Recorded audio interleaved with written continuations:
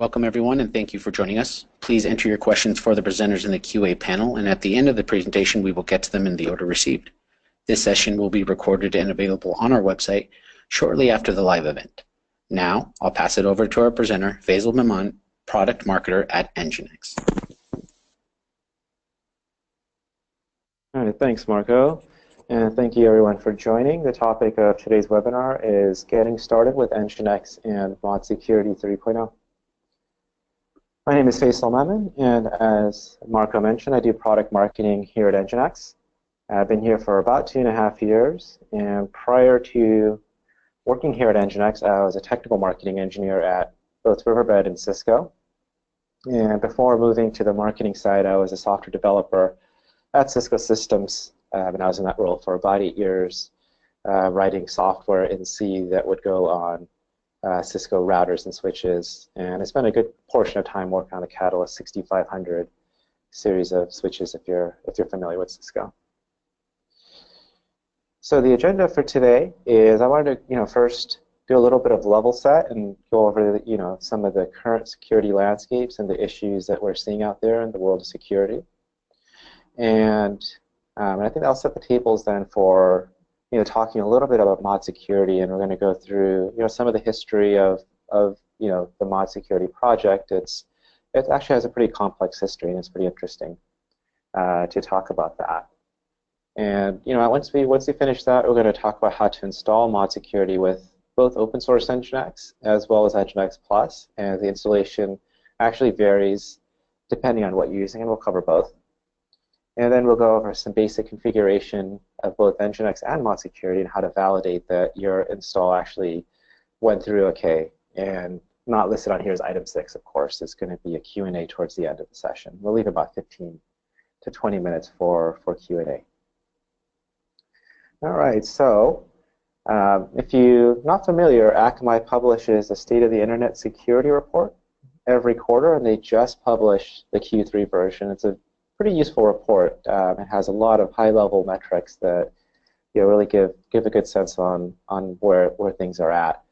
And some highlights from this report that I saw, and one is that a 69% total increase in web application attacks year over year. So that means that the volume of web application attacks has increased just in the last 12 months. So this is between Q3 and Q2 of Q3 2017 and Q3 2016, so about a 69% increase in attacks over that year.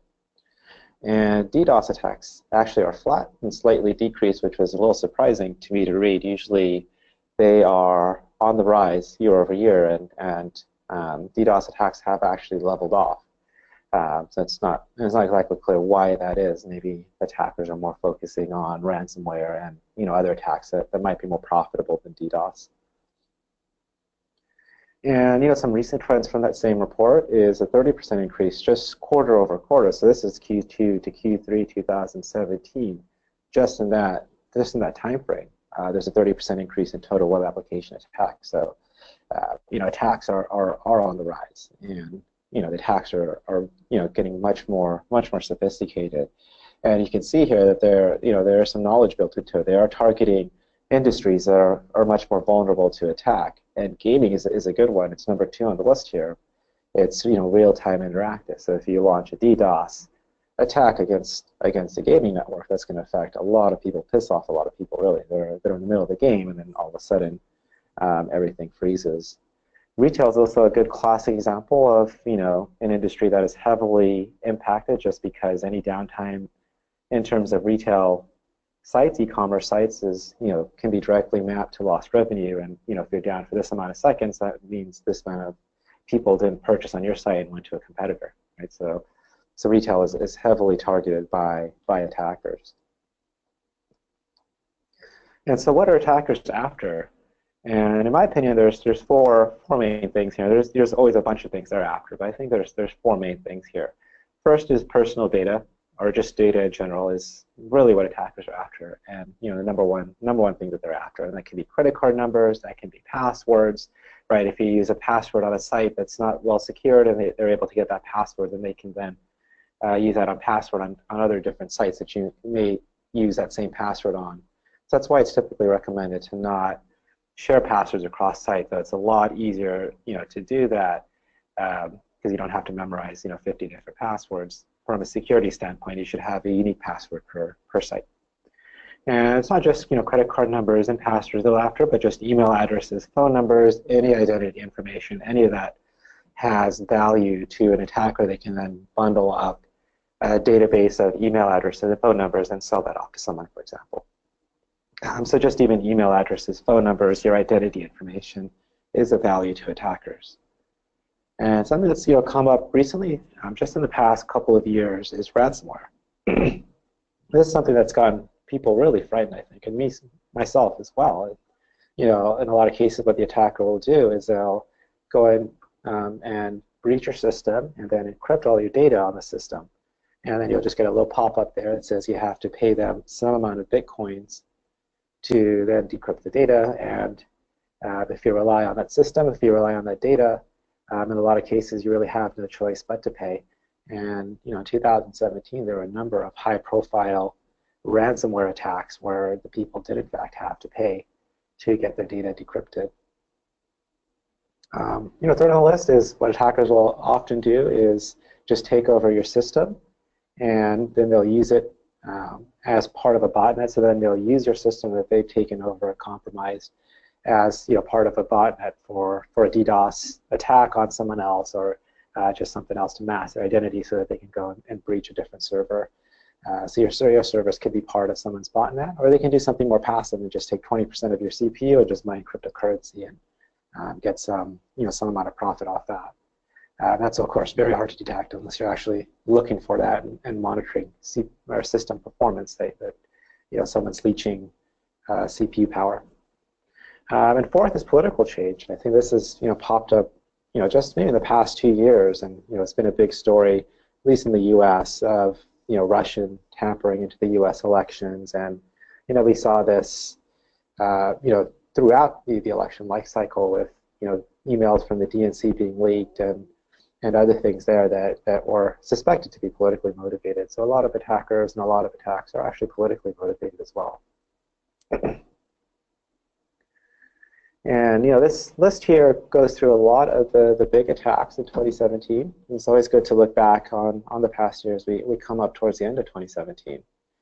And the biggest one here on the list, of course, is going to be the Equifax breach, I think, for this year, right, where 143 million account details were compromised by an attacker due to a vulnerability in Apache Struts, which is a Java framework that was used by Equifax and a number of other companies. HBO, of course, was in the news that some Game of Thrones scripts and other things were leaked. I believe whole episodes were actually leaked as well.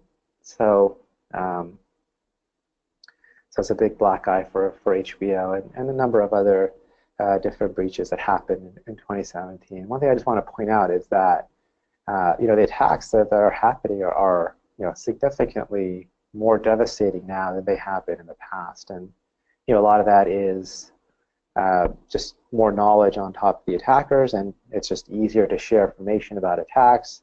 And if the attack gets published, for example, with the Struts attack, within very shortly afterward, there were stuff on GitHub on how to exploit the attack, scripts on GitHub how to exploit the attack. So it's just so much easier now as well to attack and exploit vulnerabilities. And so how do you protect against attacks? And you need a multifaceted approach. There's no one single tool that'll fix everything and be your one-stop security shop. No, of course not.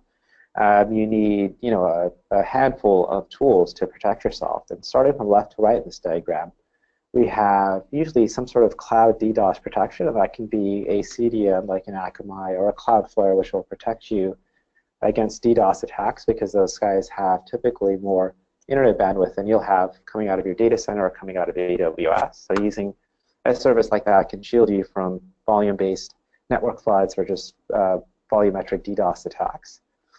Next up is the classic network firewall, and that's where you can restrict what ports are allowed to go out, what ports are opened up, what ports are closed, and of course can protect you against some network level attacks and protocol attacks. A network firewall would be your next level of defense.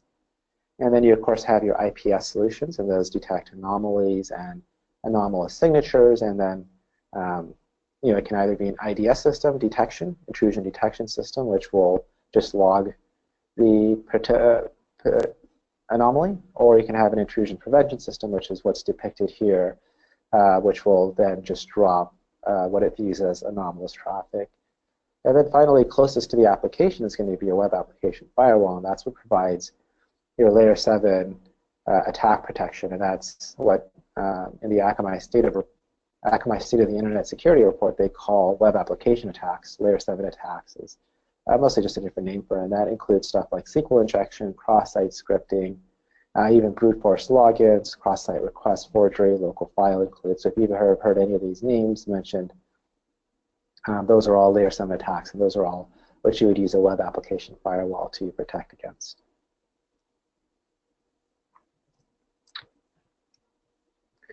And so just an example here of something that could have been prevented with the WAF is the Apache Struts vulnerability that Equifax was victimized with. And as I mentioned earlier, that was Apache Struts is a Java application framework. The security vulnerability was published, and it was an exploit in the content type header. And so if you have a content type header, you would typically put something like multi-port form data, and then you'd have a huge string in there that would cause some sort of exception, and then the problem with struts was in the exception handling. And so if it went into the exception code, then that could cause or allow a attacker to run remote commands on your server. It's called a remote command execution vulnerability, RCE for short. And so you would exploit that with the content type header, and then within the content type header, you'd have a hash command equals, and then a string, and the string could be, command equals /bin/bash, for example, and that would give you pretty much root access to the server if they were vulnerable to this vulnerability.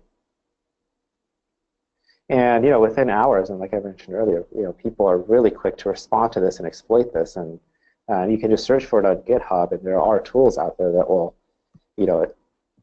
test if you're vulnerable and allow you to exploit the vulnerability in Apache Struts. And made it very easy for then someone that was malicious to take these scripts and tools and then compromise someone. In this case, it was Equifax.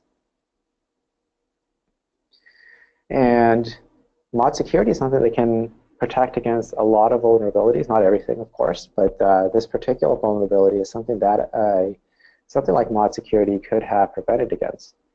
And it's a process called virtual patching. So the best way to prevent any sort of vulnerability is to patch the software, of course. And Apache Struts had published a fix to patch this vulnerability, but it's not always so easy to patch production software. It's not like going onto your phone and just clicking the update button. Updating something like Apache Struts is much more involved. And an organization, really any enterprise organization, is going to have probably multiple different versions of something like Struts, and the code that's written in that version is tied to that version. So trying to upgrade to a different version, especially if it's an older version, might actually require you to refactor the actual Java code. So it's not something that can be done very quickly. It's in a lot of cases can take months to actually complete, to actually patch the software in the production environment. So that's where something like a WAF and ModSecurity comes in, and you can put what's called a virtual patch in there. And you can see here the rule, it's in the gray box here. And what this rule will do is it'll search the content type header, and if it contains a hash command equals string, and then it will drop that traffic and send a 403 to the user. And so that effectively will stop the attack. And so the idea then is you put this rule in place, and it's easier to put this rule in place into a WAF than it is to actually patch the production software. So you put this rule into place, and then that'll provide you some protection against the vulnerability. Then you can, in the background, do what you need to do to patch the software without, being under the gun of, I could get exploited at any moment. So this process is called virtual patching. It's one of the best features of a WAF, of ModSecurity, or just any WAF really. Okay, so that's the current security landscape, and so just to really summarize it, that the amount of attacks that have occurred is rising year over year, and the amount of devastation that an attacker can unleash is also on the rise. It's number of attacks on the rise, as well as the amount of devastation that an attacker can cause is also on the rise. And so ModSecurity, of course, is one tool out there that you can use to protect yourself against attackers. ModSecurity was first released in 2002. It's an open source project. And you can see here, the guy on the left in the picture, Ivan Ristic, is the guy who created it. And after initially open sourcing in 2002, he, like other people, like Igor at NGINX here, realized that he could, continue his day job of, whatever it was he was doing. He was actually responsible for security of web applications. And so he then commercialized ModSecurity to a company called Thinking Stone. And Thinking Stone in 2006 was then acquired by a different company called Breach Security. And working with Breach Security, Ivan released 2.0 of ModSecurity. And then, shortly after the acquisition, about 3 years later, Ivan decided to leave the ModSecurity project and Breach Security and go off on his own. And today, I believe he has started his own company. I don't remember offhand what the name of the company is, but I'm sure you can find it with a quick Google search. But he's still out there, still doing stuff, but he's no longer part of the day-to-day operations of ModSecurity anymore. In 2010, Breach Security was acquired by TrustWave, specifically by TrustWave Spider Labs, and that's where it lives today. And TrustWave is the corporate curator of ModSecurity, so they curate the project, so they have staff that does, in fact, fix bugs and further develop it. And TrustWave working together with us, in 2017, we released ModSecurity 3.0, and that's the topic of today's webinar. And I like this quote here from Ivan, and it kind of goes to his motivations for writing ModSecurity, that securing a web application is very difficult for a number of different reasons. And one is just timelines. The developers are under timelines to get stuff out, and security may not be on top of mind for them when really they're just trying to get the feature working. Security kind of takes a back seat. So he wanted to create a tool that goes ahead and sits in front of those web applications and provides that security layer. And so that's eventually what he did create with ModSecurity. So ModSecurity is a web application firewall, and it sits in front of your application servers. And when you're using it with NGINX, it's a dynamic module that plugs into NGINX. And sitting there in front of application servers, it inspects all incoming traffic, and it has a database of rules, and the rules can come from multiple different sources, but there's the standard set of rules called the OWASP core rule set, or CRS for short. And this is a community maintained rule curated by TrustWave and freely available, and that provides rules to protect against SQL injection, local file include, and OWASP publishes what they call the OWASP top 10, so it provides vulnerabilities against what they view are the top 10 attacks, and the top 10 attacks that are going on today. And if you look through the State of the Internet Security Report, 95% of the attacks that are launched against applications are either local file include, cross-site scripting, or SQL injection. And ModSecurity with the core rule set has rules to protect against each of those three types of attacks. So going back to the diagram, ModSecurity running on NGINX will inspect all incoming traffic. It'll then match the traffic against the database of rules, the core rule set. And if there is a match, if a particular packet contains a malicious pattern, such as dropping a table, which would be a form of SQL injection attack, it will either drop that particular packet and send a 403 to the user, or depending on how you have it configured, it can just let it through and log for you. And we'll get back to some of that configuration a little bit later in this webinar. So that's how ModSecurity works. So what protections do you get with ModSecurity? So you get layer 7 attack protection. And I should just clarify, this is ModSecurity with the core rule set. You get layer 7 attack protection, and I have some of the more common layer 7 attacks listed there. So you get protections against all those attacks and more. You get Project Honeypot. So Project Honeypot is an IP reputation service, and it's community maintained database of blacklisted IPs, and it works just as the name says with the honeypot. So it has basically a fake file out there that only a scanner would see that humans would not find. And if someone then tries to access that file, it's most likely a scanner and hence most likely something malicious, and then it gets flagged as potentially blacklisted. And if multiple people then flag it, then it goes up and is more likely to be someone malicious. So that's in a nutshell how Project Honeypot works.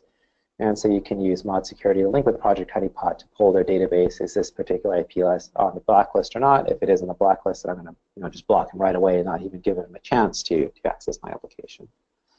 So pretty powerful integration there.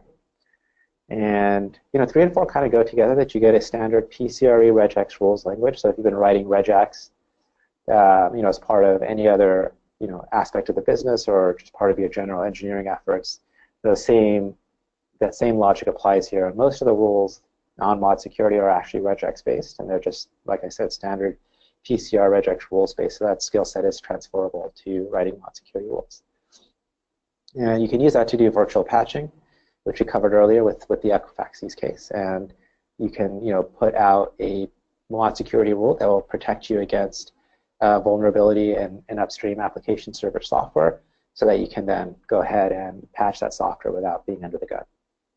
You get some detailed audit logs as well, which is very useful for looking at stuff after the fact. This packet was dropped, this traffic was dropped, so why did that happen? What rules fired? So you get all that listed in an audit log. And of course, if you're planning to take credit card payments, then you get PCI DSS 6.6 compliance with ModSecurity. So what's new in ModSecurity 3.0? So ModSecurity 3.0 was released this year, and it was actually a pretty significant redesign of ModSecurity. It was a couple years in the making, actually. We've been working with TrustWave as long as I've been at NGINX, for about 2.5 years, and definitely before I started here. There was a relationship with TrustWave to develop ModSecurity 3.0. So it's something that's been a very long time in the making, and we're very excited actually that it's been released this year and that we're able to talk about it and have you guys benefit from it. And so it's redesigned to work natively with NGINX. And the way that's done is it was basically cut in half.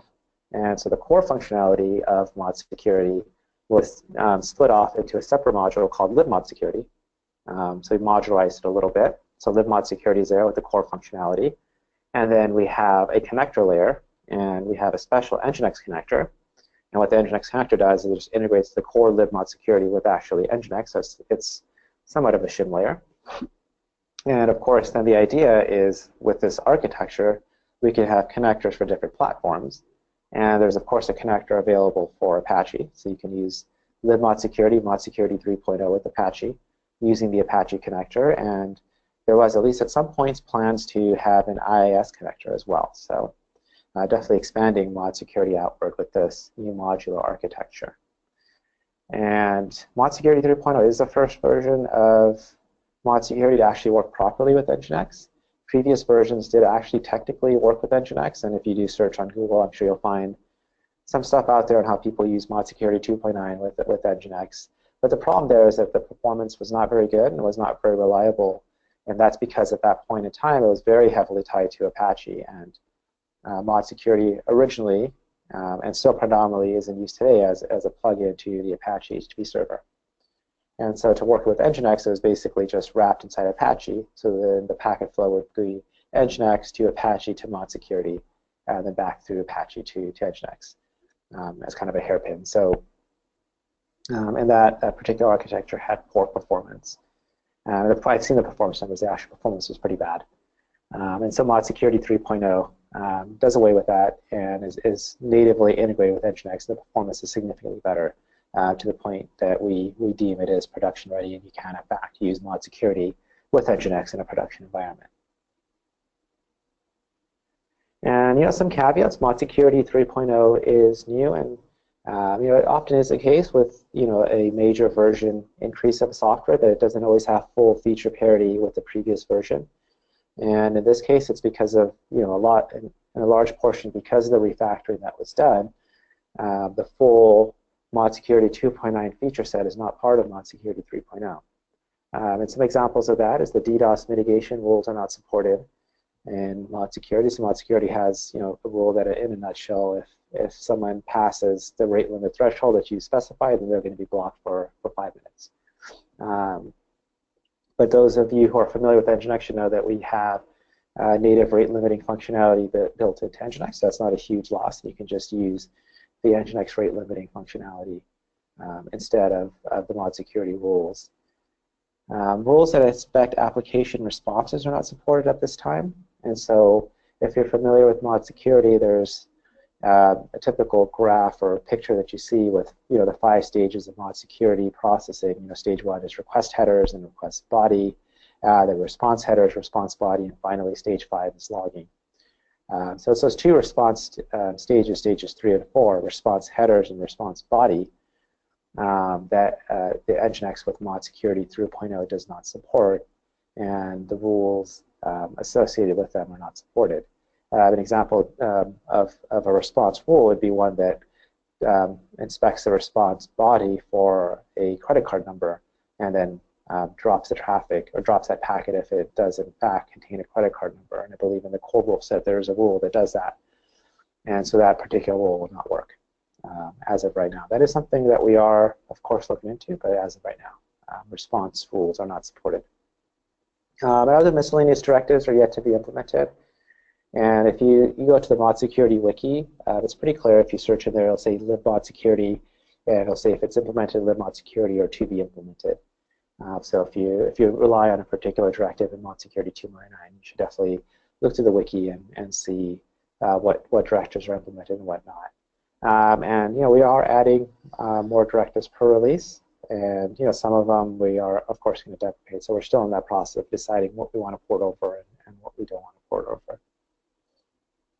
But the OWASP core rule set, as well as Trustway's commercial rules. So Trustway provides a commercial rule set on top of the core rule set, and both are supported with the above caveats.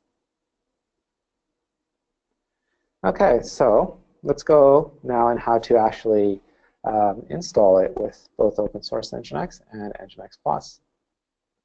And so with installing ModSecurity with NGINX open source, you do have to compile ModSecurity from the source code. You don't have to compile NGINX from the source code. What we typically recommend is that you install NGINX, the binary version, apt-get or yum install NGINX from our repository, and then you compile ModSecurity as a dynamic module, and then you load that dynamic module into the binary build of NGINX that you've installed. And so to do that, there's 3 basic steps. You first install, do the prerequisites, and we'll go through each of these steps in detail. And then you go ahead and clone the libModSecurity code from GitHub. ModSecurity lives on GitHub, and then you compile that, of course, and then you go ahead and pull down the NGINX connector from GitHub, and then you're going to go ahead and compile that. So getting into the first step is the prerequisites. So the first prerequisite is that you have to have NGINX installed, and as I mentioned, we recommend that you install it from our official repository. It may work from other repositories, but we don't support that. So if you do want to use it and make sure that it actually works properly, use our official builds. And you need 1.11.5 or later. And that's pretty old at this point. We're at 1.13 .x at this point, I believe 1.13.7 at this point. So first thing you want to do is install NGINX from our official repositories, and that link there has the instructions how to do so. It's fairly simple.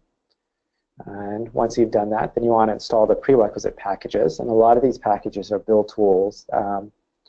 And this list here is what I had to do to compile it on just a fresh install of Ubuntu. So you may already have a lot of these packages installed, especially if you have a special build machine, you may already have that. So, but these are the packages that you'll need to actually compile ModSecurity from source.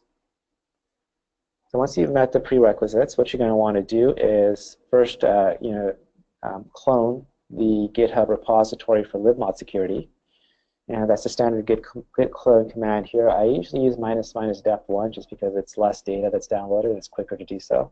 Obviously, you don't have to do that, but you do want to make sure to use the v3 master branch, and then you got the link right there to do so. Next thing you want to do then is compile the source code, and the steps here are listed that you're going to change to that directory. You do have to do some git submodule commands, and there's two there, in and update. So the first two things that you do. If you don't do that, then the compilation will fail. Then you run some standard prerequisite build scripts, the /configure, /build.sh. And then from there, the next step, of course, is to actually do the build. And it actually does not take a huge amount of time to do the compilation from scratch. I ran it on an Ubuntu VM, and it took probably less than 20 minutes or so to do a fresh compile. So it's not too bad, actually. From there, you just do a make install, and that'll copy libModSecurity to the appropriate directory. Okay, and then the third step here is now, once you got libModSecurity compiled, we need to compile the NGINX connector, and that's what links libModSecurity to NGINX. So it's that shim layer between the two. And the first thing that you're going to do here, of course, is clone that GitHub repository. And then the next step you're going to do is determine the NGINX version. And the reason that you're going to do this is because to actually compile this as a dynamic module, we need to have access to the NGINX source code. We're not actually going to compile NGINX itself, but we do need the NGINX source code to compile this particular module. And that may be a little bit confusing, but I just want to reiterate that we're not actually compiling NGINX. We're just using the NGINX source code to compile the NGINX connector. So you need to determine the NGINX version, and 1.13.7 is what I have on this particular system. And then we're going to go ahead and download the corresponding NGINX source code. And it always just follows the same format, so you can just replace the version number here with your actual version number, and then you, of course, untar it. And then you're going to go ahead into that directory, and you're going to run some commands here. And you should be able to just run these commands as is. I'm not going to go into too much details of it, but we're just running some standard /configure script, and then we're telling it where the actual module is, and then we're going to do make modules, which is going to compile the modules that we specified with the /configure command. And then the final step is to copy the object binary, and it's output into the objs directory. So the objects directory has the .sl file, and we're going to go ahead and copy that to /etc/nginx/modules, and that's where NGINX dynamic modules typically live. So we're going to go ahead and copy it over to that directory. And so that's it. So that's how you would compile it, ModSecurity with NGINX open source. And we'll get back to it in step 5 as to actually how to use it once it's been compiled. But at this point, it is actually compiled and ready to be used. So installing the installing ModSecurity with NGINX Plus is actually significantly easier, and we do call it the NGINX WAF. We've rebranded it the NGINX WAF for NGINX Plus users. And as a little value add to our commercial customers, we go ahead and provide a pre-compiled module for you, so you don't have to compile it from source with NGINX Plus. You just use our pre-built module. You install that directly from our repository. So the first thing you need to do is upgrade your subscription to include the NGINX WAF. It's an additional cost option on top of your NGINX Plus subscription. And then you go ahead and install our module. And you install it just like you would install anything else. apt-get install NGINX Plus module ModSecurity. And the equivalent Red Hat command, of course, is listed here as well. And that's it. So you don't have to actually compile from source if you're using NGINX Plus, which makes the process significantly easier, in my opinion. Okay, so now that we've got ModSecurity installed, the next thing to do is do the configuration, actually configure and enable it, and then we can do some quick tests to validate that our installation and configuration is valid. Okay, so the first thing that we're going to do, and the instructions here are the same whether using NGINX or NGINX Plus. It's really just the installation that differs between the two. And the first thing that you're going to do is you're going to open up etc nginx nginx.conf, so that's the top level nginx.conf directory, and you're going to add in a load module directive. And I've listed the command here. It should be just the same exact command for you. So you just go ahead and put this into your nginx.conf, save the file, exit out, and that will ensure that the module is loaded on next reload. And we're not going to reload it just yet because there's some other configuration that we need to do. So that's step one. Step two is to configure ModSecurity itself. There's a lot of different ways to do it, but the easiest is just to use the recommended ModSecurity configuration provided by Trustwave. And it's hosted on GitHub. And what we're going to do is, first we're going to create a new directory to store our ModSecurity configuration. We could just calling it etc NGINX modsec. And then we're going to go ahead and download the recommended ModSecurity configuration from Spider Labs, from Trustwave. And then we're going to save it into that directory as just modsecurity.com. So that's what step one is going to do. And step two is we're going to change it from detection only mode to actively dropping traffic.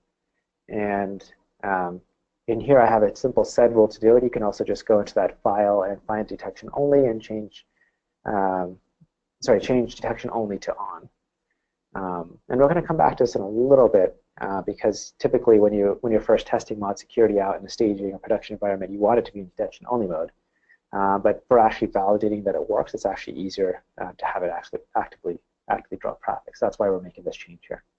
We'll come back to this in a little bit.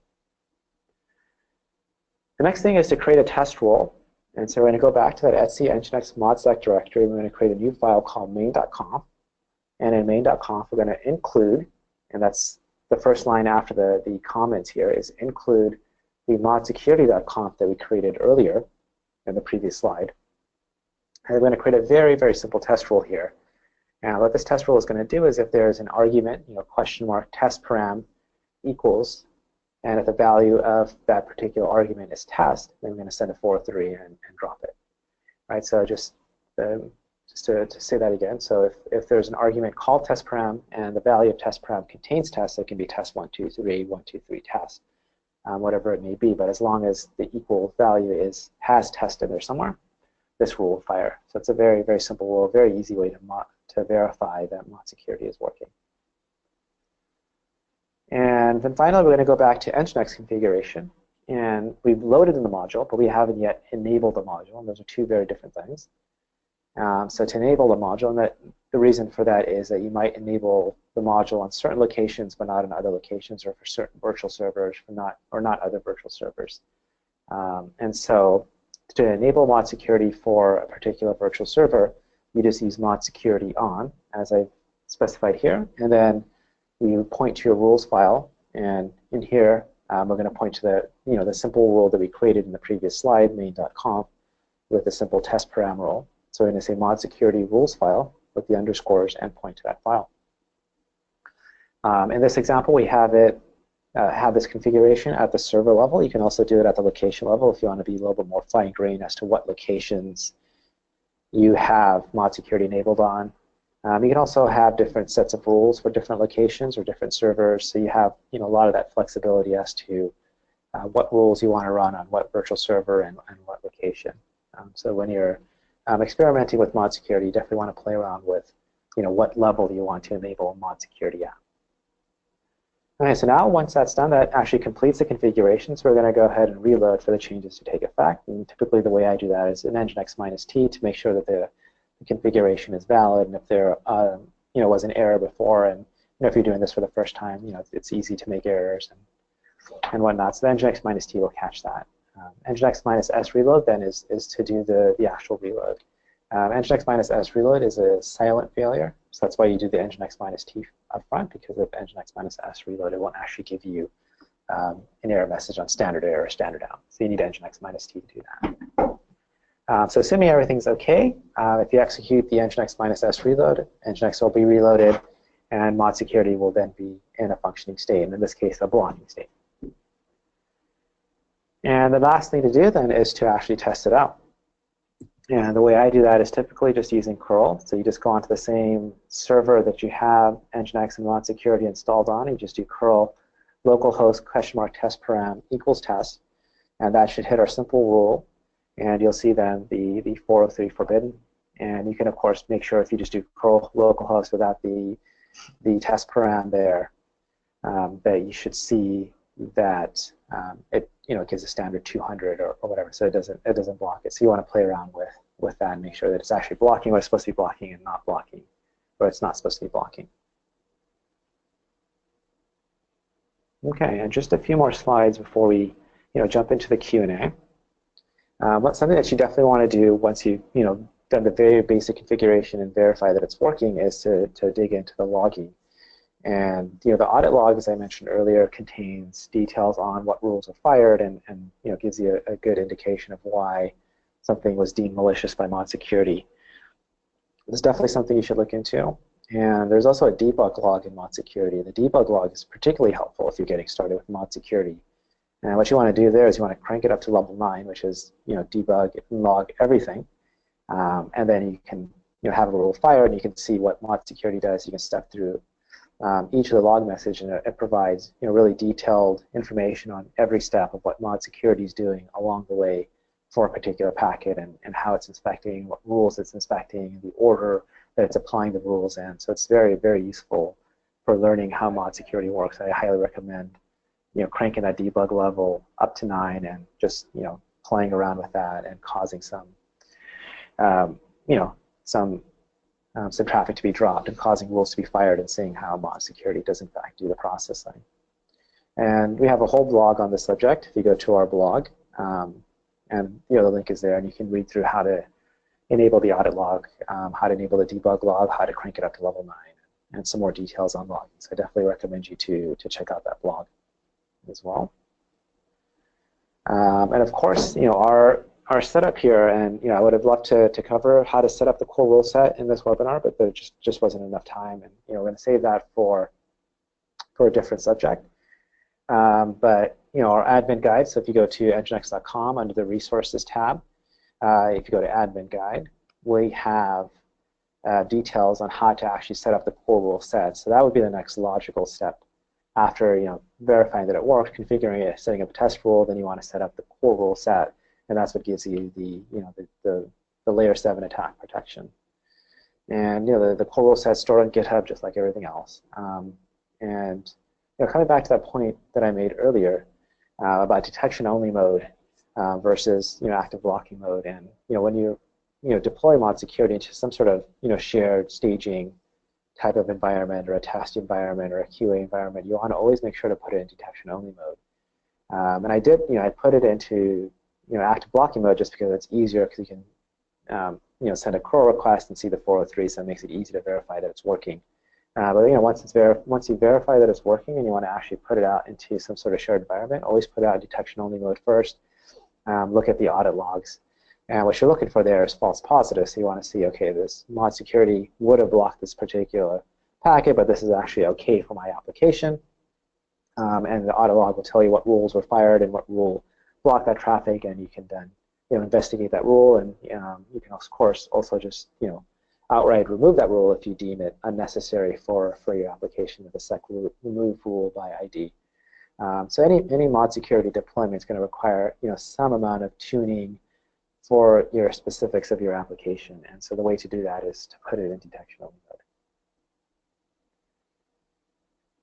And just comparing a little bit about the open source with NGINX Plus, and the main difference is really in how it's installed. And open source users have to compile ModSecurity from source, and for NGINX Plus users, we compile it for you, which makes it a lot easier. You just apt-get install it, and it just follows through your standard package management tools. If there are updates, you have to recompile yourself, and you also have to track for the updates. You have to monitor GitHub, see what changes have been made, what versions have been released. Is this something in here? Is there a critical security vulnerability that's being patched? Then compile it and redeploy it yourself. If you have a commercial subscription with us, we do all that for you. So we're tracking GitHub constantly and pushing out necessary updates. So you never really have to recompile it. You just apt-get install, apt-get update, and you're always up to date with the latest version of ModSecurity.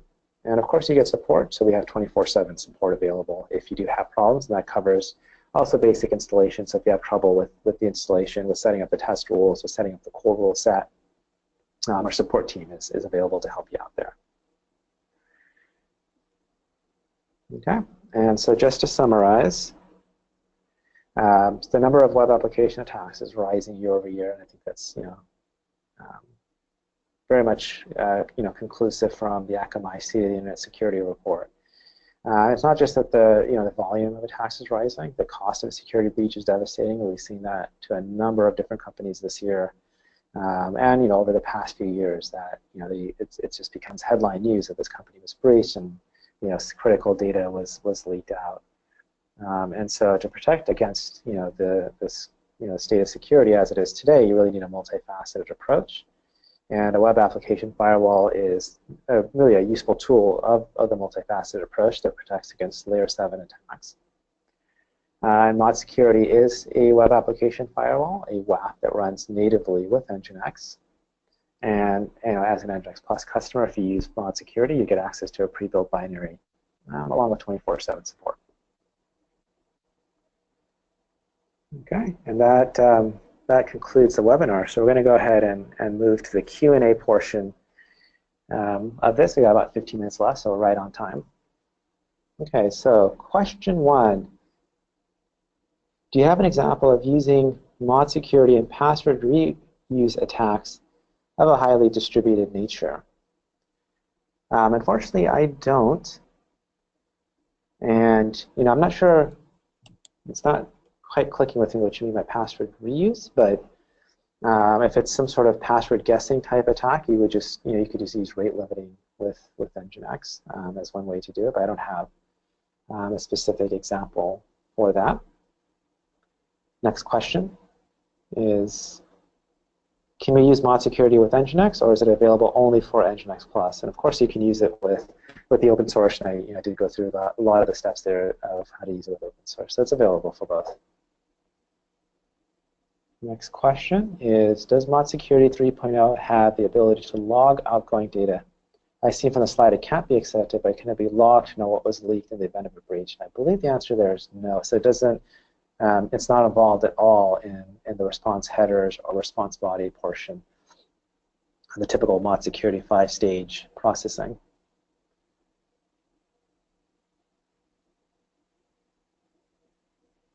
Is ModSecurity multi-threaded now? I was under the impression that previous versions were a bottleneck when used with Apache. So I'm not sure if it's multi-threaded, but if the concern there is will it impact performance, of course it will. And I'm not sure if it's because of the multi-threaded nature of it, but just the fact that it's going to be doing a lot of string comparisons, which is going to slow down performance. So I definitely expect a performance hit if you're going to be using ModSecurity. Next question is, when will some of the missing previous features be added back to ModSecurity 3.0? Is there a timeline of priority of adding them back? And that's something that we are actively working on. And each new release, we are adding new missing features. And just recently, within the past 2 months, we added Project Honeypot support. And so it is an ongoing process. And we add them back really as quickly as we can, and the priority is really just what directives are important. So it is a little bit more of a judgment call, a little bit data-based as to what directives people are interested in, and those are the ones that we're focused on adding in. Was V3 rewritten from scratch? I wouldn't say it was rewritten from scratch, but it was heavily modified to work in that modular architecture. So if you remember, we talked about how the core of ModSecurity was kind of cut into libModSecurity, which is the ModSecurity core, and then there's this connector layer. So significant refactoring work was done, but the core code was maintained. It wasn't completely rewritten from scratch. Next question: would you suggest NGINX Plus, ModSec plus fail-to-ban? And yeah, I mean, I see no reason why not. You can use ModSecurity to protect against layer 7 attacks, and then you can use fail-to-ban to protect against other volume-based guessing attacks. I believe that's what fail-to-ban does. I'm not 100% sure. But I see no reason why you couldn't use them together. And it's just a matter of your use case and really processing power and the complexity of using 3 tools that would come into play there. But I see no reason why not, if you can do it. Is there any number about the performance impact of tuning the ModSecurity module for NGINX? What's the impact to latency and capacity? So I don't have any performance numbers offhand right now, but that is actually something that we're working on. And we do plan to publish that in 2018. So unfortunately, I don't have a timeline for that, but we are investigating ModSecurity performance. And once we do publish that, and it'll be publicly available. You'll be able to see how much of a performance impact to expect from ModSecurity. But like I mentioned earlier, there will be a performance hit just because of what it does and how it does what it does.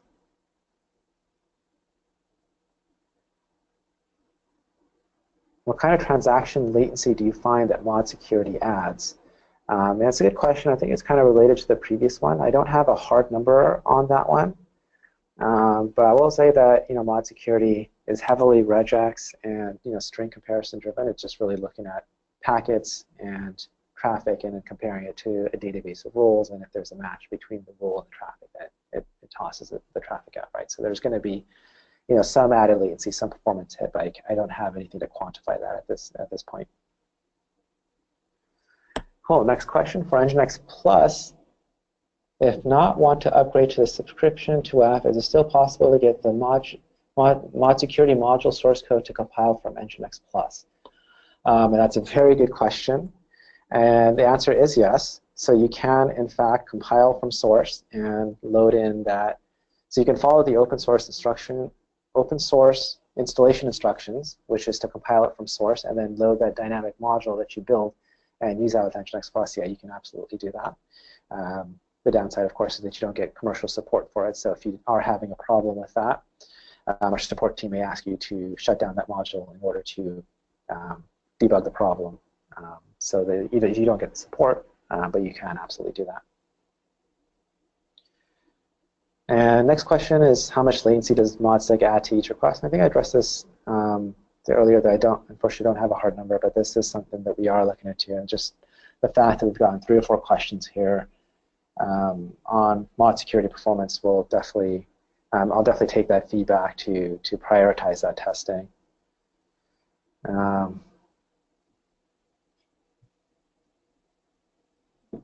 Next question. Is a 30-day trial only for NGINX Plus? Yeah, so the pre-compiled module only works for NGINX Plus. And so if you want to try out our pre-built version of ModSecurity, yeah, you can get a 30-day trial for NGINX Plus as well. So you can get a 30-day trial for NGINX Plus and then a 30-day trial for the WAF and try out both together. Or if you just want to play with it with the open source, you can just compile it from source, and that's also absolutely valid. So it's just dependent on what you want to do. Next question, how does the number of ModSecurity rules affect NGINX memory and speed? And I think it's pretty simple. That the more rules you have, the more of performance hit it's going to take. And this kind of goes to the other questions earlier too. That the actual performance testing of ModSecurity is something that is ongoing, and we will definitely publish that as soon as it's available, for sure. Could you please talk to the ModSecurity NGINX connector for IIS and when it may be available? And so that one's out of my hands, actually, and because I work for NGINX, and the IIS connector is going to be between TrustWave and Microsoft. So you'll want to check in if you're using IIS. You want to check in with your Microsoft reps on where that is, and if they I did mention it as that's something that they were planning to do, but I don't know if that still is the plan or not. So that's definitely something you're going to have to check in with on the Microsoft side. What tools can I use right now to check if my app is vulnerable? A good one is Nikto, Nikto. That's one we use internally to test ModSecurity. And if you go to nginx.com under our admin guide, so nginx.com resources admin guide, we have a lot of stuff on how to use a Nikto scanner, and you can run the Nikto scanner before deploying ModSecurity, and you'll see a bunch of vulnerabilities. And you deploy ModSecurity with the core rule set, and you'll see that there's significantly less vulnerabilities. So Nikto is a good one. There's a ton of them out there, but that's just one that we, for whatever reason, have started using internally. And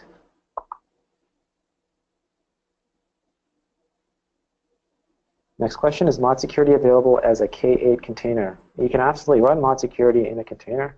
That's how I did my testing with it, is to run it inside of a Docker container. I didn't use it with Kubernetes, I just used it with Docker, but there's definitely no reason why you can't use it with Kubernetes.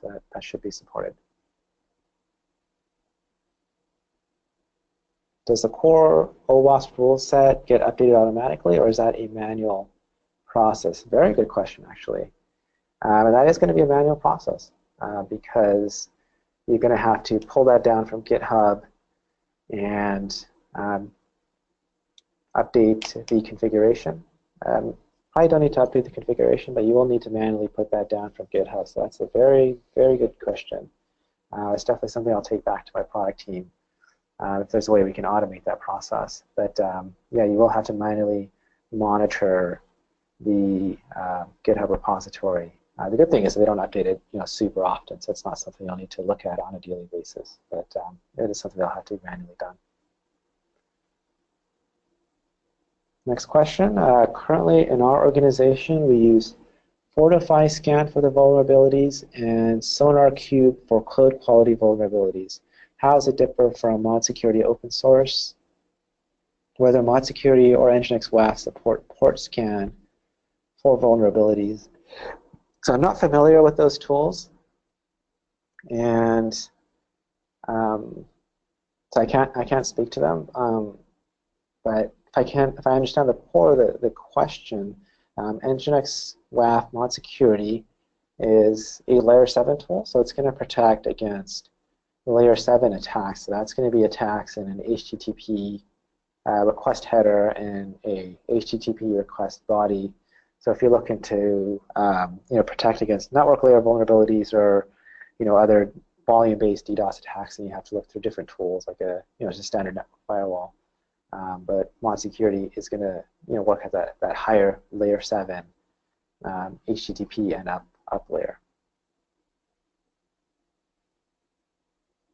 All right, next question is, if using NGINX in a load balancing layer of machine nodes and NGINX in a second app server layer of nodes, would you recommend using ModSecurity in one layer rather than the other, or in a third layer sandwiched between them? Excellent question. And I could, in some ways, go either way on this one. But personally, I would deploy it, closest to the edge as possible. So that would be at the load balancing layer. And the reason I would do that is just so you have less overall instances of it. So you don't want, if you do it at the load balancing layer, you get away with just 1 or 2 deployments of ModSecurity for redundancy. If you're doing it at the web server layer or at the app server layer, then you're going to have a lot more deployments of it and a lot more ModSecurity to manage. So I would do it towards closer to the edge as possible. Some people have preferred the more inside approach because each ModSecurity is going to be less stressed, I guess. It's going to get less amount of overall traffic. So you're in effect distributing the workload more. So that's an argument in favor of pushing it inside more. So it's really up to you, but if you're asking for my opinion is to do it closer to the edge at the load balancing layer. Okay, next question. When you said it didn't support response headers, body inspection, then it won't work when it's specified a phase 3 or 4 honor roll. Exactly correct. So phase 3 and phase 4 are not supported with ModSecurity 3.0 and NGINX at this time. That is something that we are looking into. But at this moment in time, it does not work. Next question. Does ModSecurity support the sec audit logs parts directive? Very good question. I don't know offhand if that particular directive is supported. I think so it is. But what you're going to have to do is go to the ModSecurity wiki. And I forget the good search term for it. It's like ModSecurity reference guide. But there's a standard ModSecurity reference on GitHub. And it's a wiki. And that's what I use a lot. And if you go through there, it has a listing of every single directive. And it'll say whether or not that directive is available in ModSecurity 3.0.